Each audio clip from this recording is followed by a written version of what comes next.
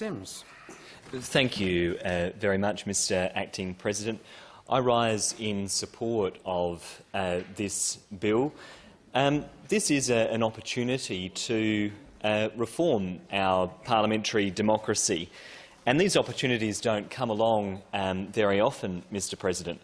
The Greens have long advocated for the benefits of having an independent Speaker, that is, somebody who removes themselves from the political party and participates and therefore is able to act as an independent umpire. This is a model that is not without precedent in democracies around the world. Indeed, it's a model that's been used very effectively in the United Kingdom.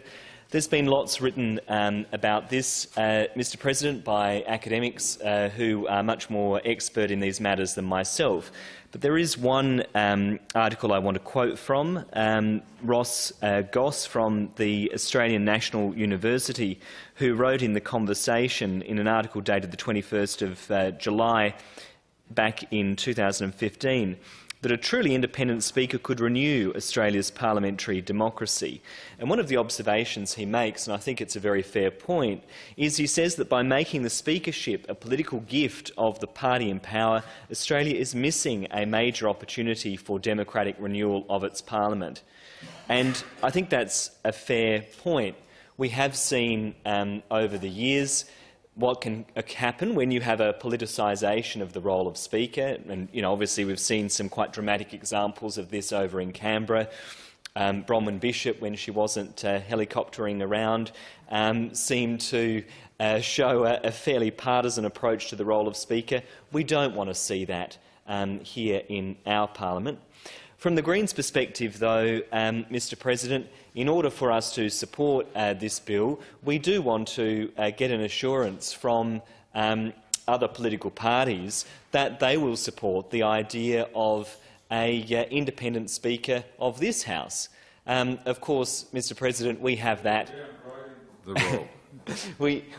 President, apologies, Mr President. Of course, we do have that model at the moment under your leadership, and I think that has been very successful. But we want to ensure that in the future, when a president is appointed, they recuse themselves from political party meetings. And I would certainly welcome an undertaking from the political parties that that is something that they will commit to doing if they are in government, because, of course, if we put this scheme in place in the House of Assembly, then we should do so here in this place. The other point that I want to make is the Greens recognise that there are lots of things that need to be done to modernise the way that this chamber works in practice.